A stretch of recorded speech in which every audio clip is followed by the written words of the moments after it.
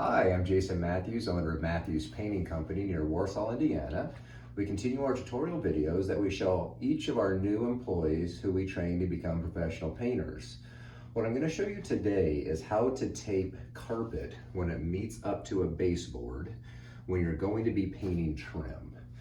First, I just want to kind of show you the wrong way to do it because a lot of people do it this way, and then when they pull their tape, there's all kinds of paint in their carpet. So I'm just going to rip a small piece off just to kind of show you the wrong way. So if you can just come down a little closer, I've seen a lot of people just kind of line the tape up like this along the carpet edge and tape carpet like that. Now when you look at that at first glance, that looks really good, doesn't it? But look when I pull back. You see how the carpet's exposed there? And the tape's really not back under the baseboard or tucked. So if you tape your carpet like this, you will actually end up pulling your tape and you'll have a bunch of bleed through of paint on your carpet. So what I've done is, if you want to bring the camera in, I have done some taping right now over on a completed baseboard. If you can see when I'm pulling back, it's not pulling the actual tape back, exposing carpet fiber. I'm going to show you two strips now on how you can achieve that at home and how our new employees can actually achieve that. When we're coming into a corner, I actually like to do a nice straight cut. Okay. I like to pull out probably about 2 to 3 feet, just so that I can actually hold it on both ends. And if the camera needs to back up a little bit, that's fine. So what I'm going to do here is I am going to come up, and if you can bring in the camera close here, I taped up onto the baseboard just a little bit. Go ahead and back the camera up. And what I'm gonna do now on the right side of this tape, let me get that tacked up again. Over here on my right hand, at the end of the tape over here, I'm actually going to tape that just a little bit onto the baseboard as well. Now what that does is that gets this angled up onto the baseboard a little bit rather than just laying flush on the carpet that would create bleed through.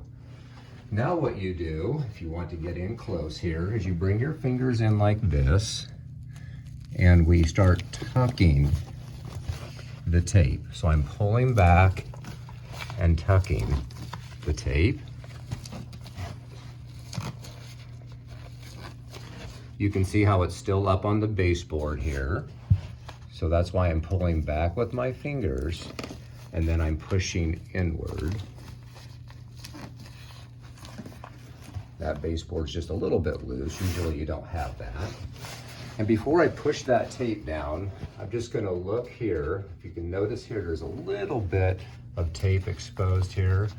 And so I'm just gonna push that back now a little bit. And then I push my tape down. I'm gonna do one more example of that. And if the camera could stay probably just a little bit further back on this one, it's a little bit shadowy in here. So I'm gonna go ahead, I'm gonna overlap now my next piece of tape, just a couple inches. Do you see this here? I'm gonna come up on my baseboard. The camera can get a little closer.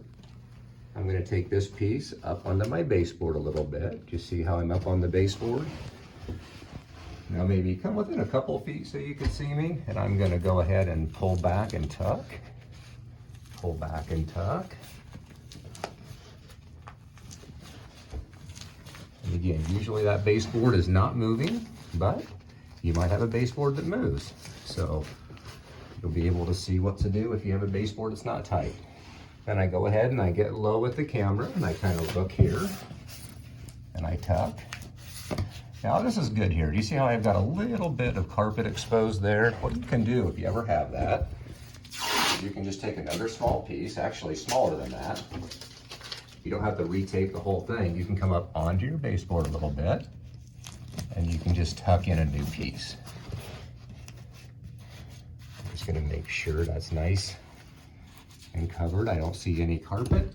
And then at the very end, I push it down tight. The reason I wait to push it down like that is because when I am pushing with this 5-in-1 tool, which is what this is called, I don't want to have that tape pushed down yet because I might have to just maneuver the tape a little bit, and that way it's not sticking here. So again, that's how you tape carpet under a baseboard. If you like what you saw, give us thumbs up on YouTube, or you can contact us at matthewspainting.com.